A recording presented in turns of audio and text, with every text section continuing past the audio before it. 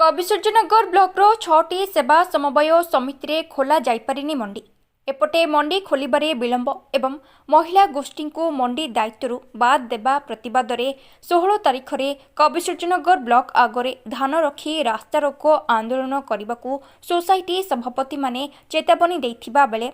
एपटे मंडी दलाल को विधायकों टार्गेट धान किणारे हेबनी कटनी छटनी झोटो अखा दे धान किण भूत चाषी को तालिकारु बाद दियो पंजीकृत चाषी तालिका पंचायत एवं मंडी रे झुलाओ प्रकृत चाषी तार अमल धान बिक्री करी उचित मूल्य पाइब सेथिपाई अंटा भिड़िछंती कविसूर्यनगर विधायक। आज कविसूर्यनगर सहर रे एक उत्सव जोग दे फेरिबा बेले किछि चाषी तांको धान बिक्री करि पारु नथिबा अभियोग करिबा परे प्रतिक्रिया रखिछंती कविसूर्यनगर विधायक प्रताप चंद्र नायक। देखो जे चषा होची अन्नदाता तांको प्रति गत सरकार रे जो माने दायित्व रे थिले दायित्वहीन काम करथिले एबे मध्य से माने चेष्टा करछि दायित्वहीन काम करिया पई किंतु आजिर सरकार चषा पुअर मोरे हस खेलिया पई जेते कष्ट हेले मध्य से काम को निश्चित भाव करेंगे एवं मोर चषा भाई मानक मु अनुरोध करुच्ची जे आपण मैंने व्यस्त हूँ ना आम आपण पाखे अच्छु 100% अच्छु जो दलाल मैंने बुलूँ फेक रजिस्ट्रेशन करी आपन टिके देखंतु मु तो एआरसी को कही ये 3-4 दिन भितर प्रत्येक सोसाइटी डिस्प्ले हम एवं से आपण मैंने देखंतु जमीती प्रधानमंत्री आवास योजना रे अयोग्य को घर देते ठीक से परिका एसटी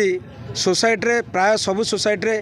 जो मानकर वास्तव में सोले जमी नहीं से मानकर 50 क्विंटाल 60 क्विंटाल 70 क्विंटाल रजिस्ट्रेशन अच्छी तो ये द्रुत किए तेणु चषा भाई मानक मु हाथ जोड़ी गुहार करुच्ची आपण मैंने ये जो दलाल मान कथा शुणु ना आपण मैंने धैर्य रखु आपणर धैर्य न रहिले आपण मानकर ये अधैर्यटा को लेकिन से मैंने आपणठू 5 किलो 10 किलो काटी आपणकर पैसा को आत्मसात करने चिंता करते किंतु सरकार निष्पत्ति नहीं धान निश्चित भाव किणा मु आज कलेक्टर सार सहित कथा हेबी एवं ये दुने 2 दिन भीतर केमती धान उठिबो तापे आम व्यवस्था करूँ आपणकर धैर्य ही आमर बल तेणु ये समाज भितर घूरी बुलुता दलाल मैंने केबे मध्य मो चषा भाई भौणी कथा चिंता करना गोटे चषा ता जीवनर प्रत्येक वर्ष ता परिवार सहित से निजे जोड़ी हुई केते कष्ट करछि तार झाड़ बुआ परिश्रम से परिश्रम रे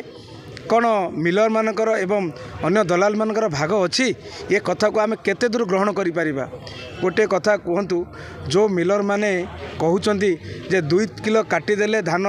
एफएक्यू मान हो जाउची एवं जदि न कटनी छटनी करी एफएक्यू मान होउची से माने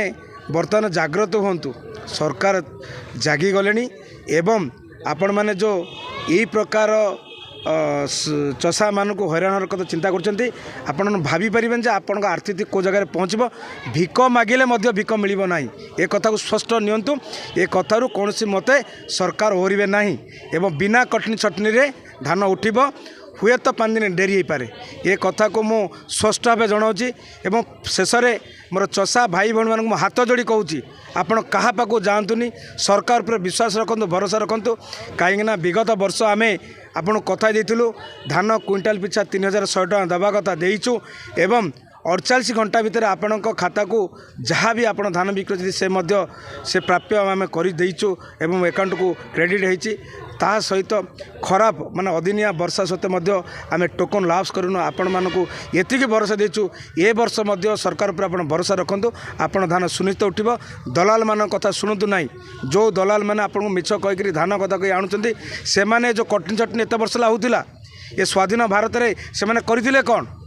आपण दरद कौटी थिला जिते 5 किलो 6 किलो काटुले आपण खातर जाऊे आप परिश्रम पैसा से खाऊले कहीं से तो कौटी किए आंदोलन करना आज जो कटनी चटनी हेनी से कथा उठुची आपण मिलर सहित बसिक हाट करुँच कौन सी सोसाइटी सेक्रेटरी माप ना आपण शुणु सरकार बदली समवाय समस्त सूत्र जार तार थिला किंतु आगामी दिन हम ना ये कथा जदि आप न मानिबे निश्चित भाव दंड भोगे। धन्यवाद। Bureau report viral news.